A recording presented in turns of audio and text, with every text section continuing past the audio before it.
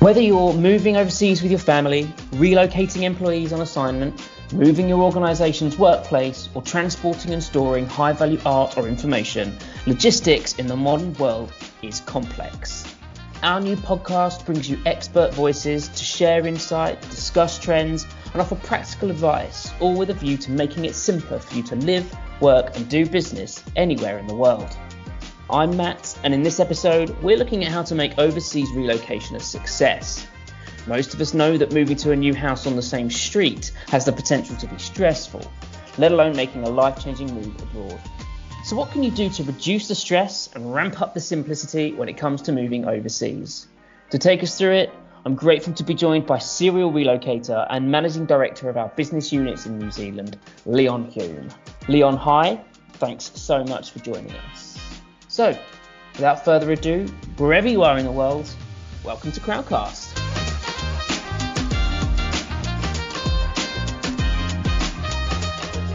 So, Leon, look, before we hear more about your own relocation experiences and get into your thoughts on what makes a big move abroad a success, let's kick off, if you don't mind, with a little bit about you and maybe a fun fact for listeners wondering what on earth this has to do with anything.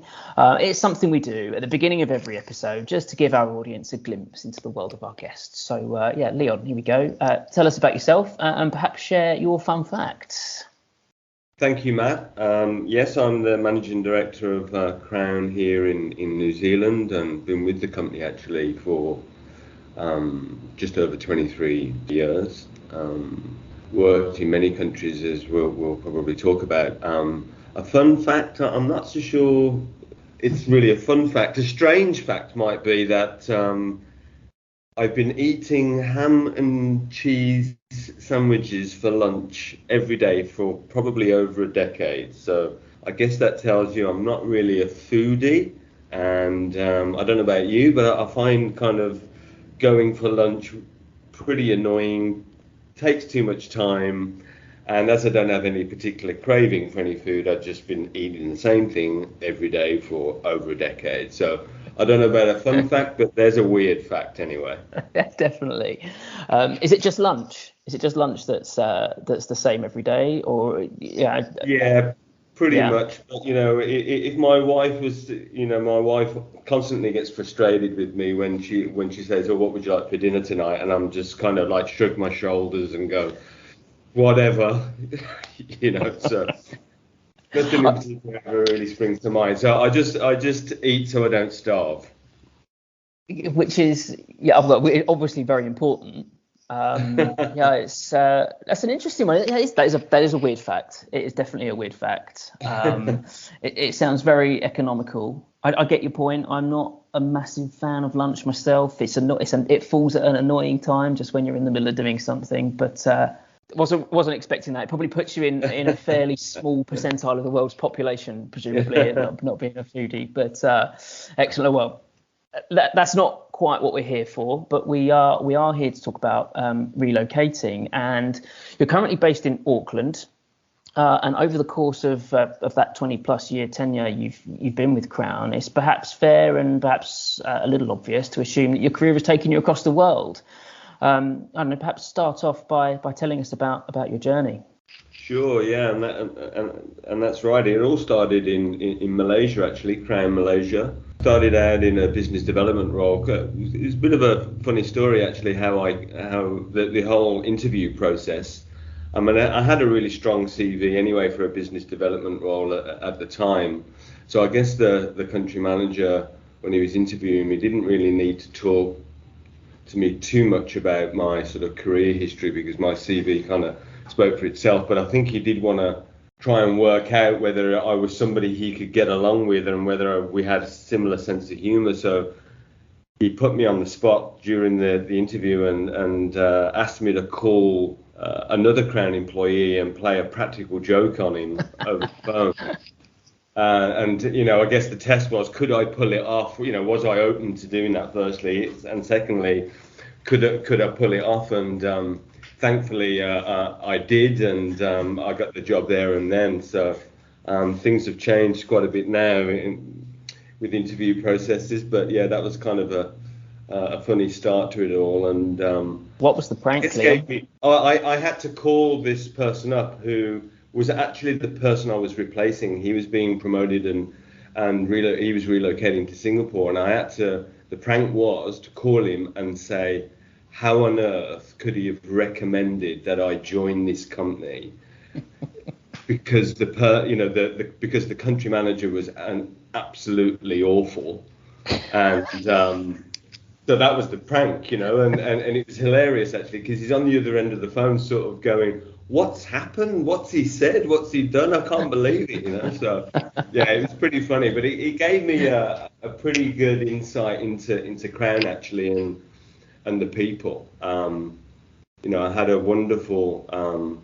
I think it was for almost 5 years there, and the big thing about Crown was the people, and it felt very much like a family. There was a lot of people of a similar age that were sort of coming up through their careers, and I guess we all felt as though that we were sort of almost like pioneers, all in it together, and that was a great experience. But I knew pretty much though soon after joining that, from a career perspective, my goal really was to be a country manager one day. That was the role that really appealed to me, and I knew that, in order to get the CV I needed really to be able to be a country manager, I needed to have other experiences and learn other parts of the business and the other brands. And so when an opportunity to go to Hong Kong came up, which is, Crown's head office, I jumped at it. Again, through another country and culture. I travelled quite a bit in China as part of that role as well, so that was fantastic. Learned, added that other kind of string to my bow and strengthened the CV. Then it was off to Japan, again, another amazing opportunity, a country that, is, for me, is like no other. That Japan is in Asia, but I don't think it's like any other country in Asia. Japan is just Japan. Right. And I guess I should wax lyrical about it, considering that's where I also met my wife. So, so that was great. And then after Japan, together with my wife now, we moved over to Korea, and that's where I had my first country manager role. And that was a small operation, and a really interesting one because I had to really do a bit of everything, and it was a massive learning curve. Also that responsibility of running the Crown country, if you like, and also being responsible for staff and that type of thing. That was quite important. But yeah, enjoyed it. Fantastic time. Also, where we learned that my wife was pregnant and we were expecting a child, and I remember kind of, almost jokingly saying to my wife, it's quite expensive, Korea, the cost of living is quite high. And I remember just really in passing saying to my wife, wouldn't it be great if Crown called me up, and said, hey, we've got a job for you and I just kind of like plucked Thailand out of the air really, and assuming that it would be a bit cheaper and maybe the standard of living would be a bit better. And crazy, a week later I'm standing in Starbucks getting a coffee on the way to work one morning, and I get a call from HR and are you interested in taking over Crown in Thailand? I couldn't believe it. What are the chances? I know. So and that also was an experience because it was quite a sudden move, and my wife was actually 35 weeks pregnant, and we kind of had to go almost kind of immediately. And when we arrived to Bangkok under curfew.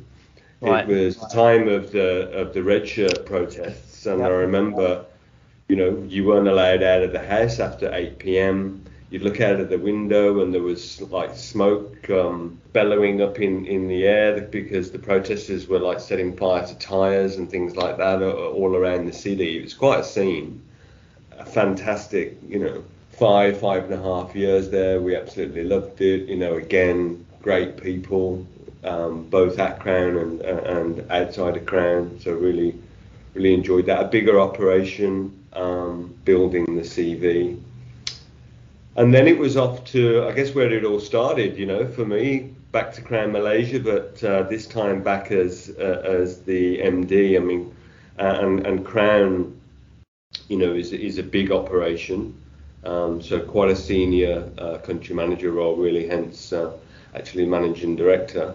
And yeah, it was like going home, and in many respects, a lot of my colleagues were still there from when I initially joined. So yeah, it was fantastic to come home, in many ways. So again, another 5+ years there, which I thoroughly enjoyed. Some amazing experiences building facilities, for example.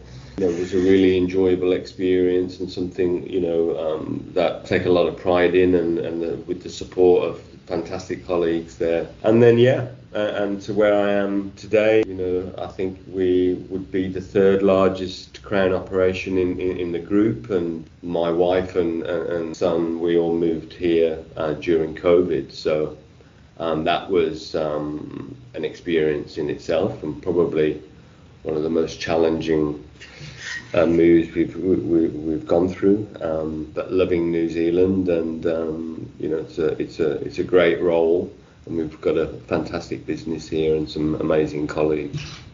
Fantastic. So that's me. Yeah. It really is quite the journey.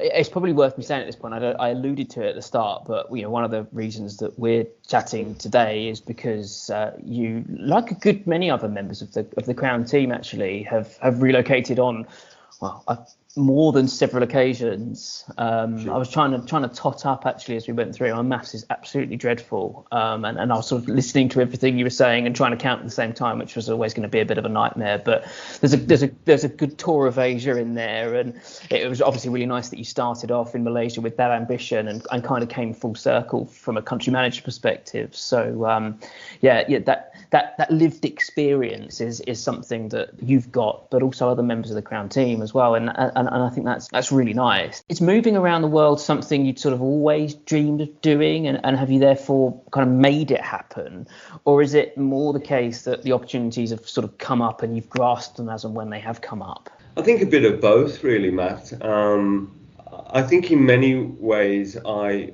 grew up kind of expecting I would have some sort of overseas experience, because my parents actually went out on assignment to Australia, and that's actually where I was born. So, although I've got British parents and was raised in the UK, I was actually born in Australia, and I'd always had this Australian passport as well. And of course, heard my parents talk of their experience in Australia, and I heard their stories over the years. So I was very much aware, growing up in the UK, of the world outside of the UK, So I guess I always expected I might, and then when the opportunity came up, I jumped at it, and but it probably didn't seem maybe as much of a big step as it might do for a lot of people. I think that sort of sense of wanderlust that you kind of are sort of hinting at is something that many of those listening to this will resonate with. But relocating can be really exciting, but also life-changing, given all that it entails, of course, pretty stressful and challenging as well. Despite having that sort of desire and almost that natural willing to travel, given your upbringing, what challenges have you faced when making these numerous moves that you have, and how have you overcome those challenges when relocating? Yeah, I guess I haven't really, thought that relocating was a big challenge for me, really, because I guess, I've always had that mindset of looking forward and being very open-minded to what's next kind of thing. Yeah. So I've been quite positive about change and moving countries. I've got a very curious mind, so very kind of, I wonder what that country would be like. So I look at it very positively from the outset. But nevertheless, there are challenges, and I guess one of the big ones is adapting to different cultures. Different cultures presents I think, in many ways, an amazing experience. But at the same time, it challenges maybe your own culture and your own, I guess, preconceived ideas of maybe how things should be. And I think that's interesting. You can find yourself arriving in a country, and you think this is the way things should be. Let's say like behaviour. I've worked in some countries where people are generally quite aggressive, and even things like getting in a lift or walking down the street. People might bump into you or something like that, and I might come from a culture where that's rude.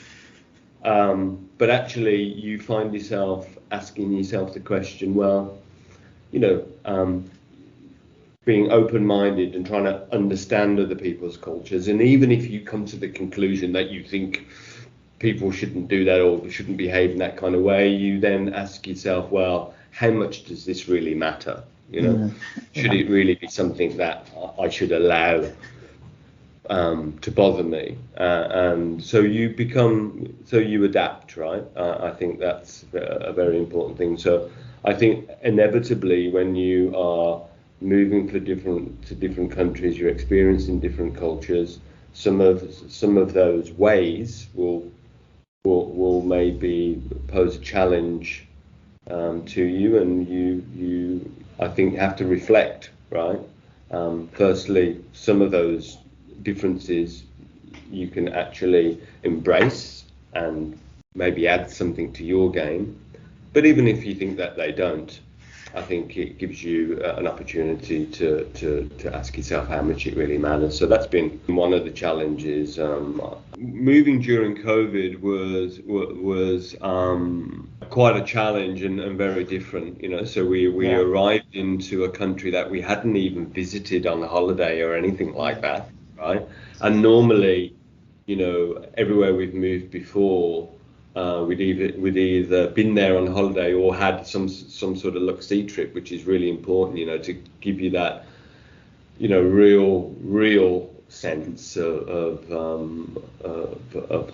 a feel for a country, before you embark on an assignment. And of course, with COVID, we didn't have the luxury of that. We really came to New Zealand off the back of some recommendations from friends who'd lived there and searching the internet, and that's just not the same thing, having a look-see trip or at least visited on holiday. So I think the other challenge has been here in New Zealand is that it is a very different country in terms of the population from the perspective of kind of expats. When you are living in some of the countries I've lived in Asia, for example, there's a big expat community. So in other words, there's lots of people that are in the same situation as you.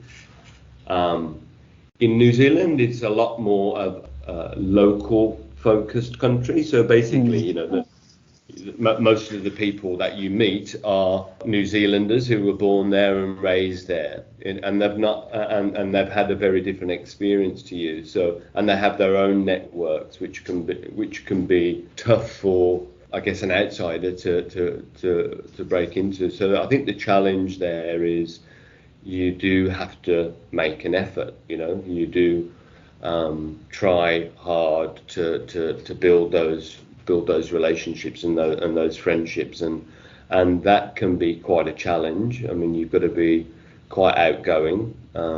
It's really important to reach out to social networks. So for example, if you have hobbies or things like that, try and establish where those clubs might be or something like that, and get introductions to those and get involved in those kind of hobbies.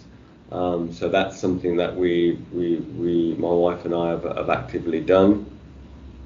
And I think it's quite an experience to go through as well, because it does make you ask yourself some hard questions and look, inside yourself. You learn a lot about yourself, right? And you then start to, I think, discover what your own values are and what your strengths and weaknesses are, more so. And I think that's a a challenge. You know, when you're relocating, you've got to ask yourself, quite honestly, are you cut out for it? You know, and is relocating going to be a successful thing for you?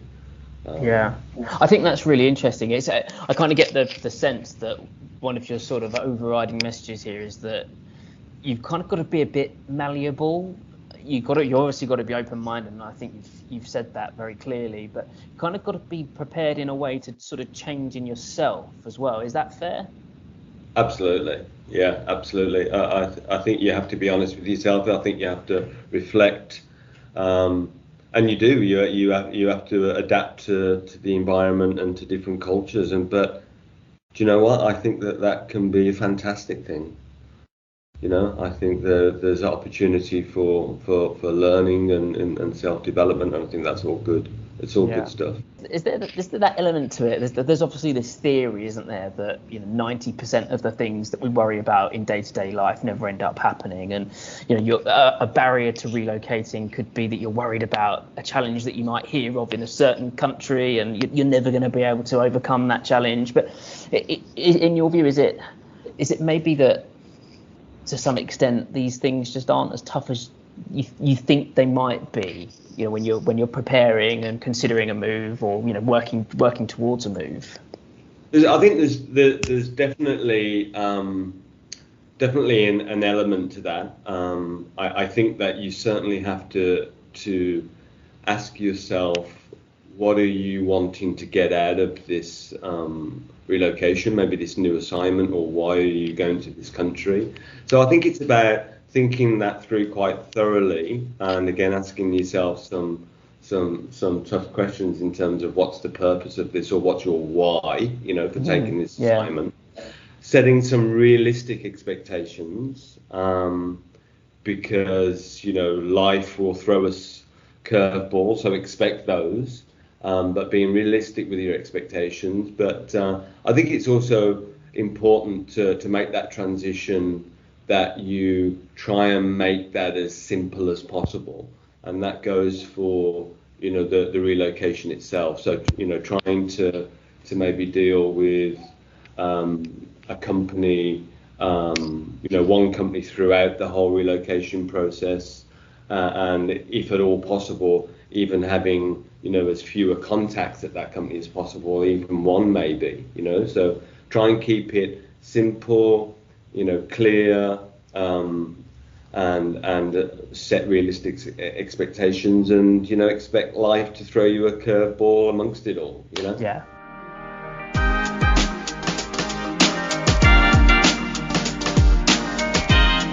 We talked a little bit about New Zealand and your move there. It's your current home. How is business and life and society in New Zealand at the moment? We have a very vibrant business here in New Zealand, I'm glad to say, and that when you consider New Zealand from a kind of land mass perspective, is pretty much the same size as the UK, but the UK's population's about 67 million, and it's 5 in New Zealand, right? So there's not a great deal of people when you think about the size of the country. So how many people can you really relocate, for example? So it's important for us that we have a very diversified business, which we do have here, but that continues to be our focus and our strategy. We're always looking for ways that we can support our customers in different ways. I mean, when we think about a lot of the Crown brands, I mean, the reason they initially started was a customer asking us, can you also do, and we're, that's something that we continue to be very open to now, so yeah, a diversified business is certainly our focus. And the other thing that has been a big focus for us over the last few years in particular, although Crown has always been very, very strong in like the area of what we used to call, CSR, and certainly in supporting charities and those people who aren't quite as lucky. as us. But in New Zealand, over the last few years, we've really focused on sustainability as a whole. And in New Zealand, people are very much in tune with sustainability and certainly the environment and climate. New Zealand's known to be a beautiful country, and obviously New Zealanders love the outdoors. They want to experience that, so they're very in tune, I guess, with the environment and preserving that and protecting that. So, when we started very seriously in putting together our sustainability framework here in New Zealand and talking about some of those pillars around people and climate and the environment and so on. I was really delighted by how easy that was to get engagement from my colleagues up and down the country. It really speaks to their centre in many ways. So that's been a real fantastic development for us here, and we're really happy to support. Just really doing the right thing. Yeah. So just lastly, Leon, a little bit of $1 million question, I suppose, in terms of relocating. It's that, is there a silver bullet? But what would be your kind of number one tip for someone about to relocate or who is considering relocation overseas, given your own experience? I mean, I think you have to reflect, and I think I might have said it before, reflect on your why and why are you relocating? What are you hoping to get from the experience? But go a little bit deeper than that maybe and ask yourself, are you ready for that kind of change? Are you ready for that challenge? Is that you? I think there are some people that it wouldn't be for, and that's absolutely fine. But you've got to ask yourself some of those questions, and then I think you need to then go about that relocation and engage with professionals to give you that in-depth advice. And I would definitely, as I mentioned before, recommend in as simple as possible. Engage with as fewer companies in that process as possible. Most definitely try and go on a look-see trip. So you can get a sense of the reality of what it will be like to live in that country. I remember when I first arrived in Malaysia, you walk out of the airport and the heat hits you and the sights and smells, and you can't read about that. You have to, I think, physically go there and experience. So a look-see trip is really, really important. So in short, ask yourself, is it for you? And engage with professionals to help you make that step. Brilliant. Yeah, all great tips. And I think for anyone listening who is preparing or thinking about relocating, that there's some great things to bear in mind. I don't suppose you know a decent relocations company, do you, Leon? I might. That brings us to the end of this episode. Don't forget you can read a whole load of different tips, tricks and advice, articles at crownrelo.com if you're moving privately, or if you're moving with an organisation, then check out crownworldmobility.com as well. You can learn more about Crown Worldwide Group and its family of special logistics businesses by heading to crownworldwide.com as well. Leon, thanks so much for joining us on this episode. I'm really grateful for your wisdom and to have heard about your experiences, and I'm sure our listeners will have as well. And thank you to everyone out there who's been listening. Please join us again soon for another episode of CrownCast. Bye for now.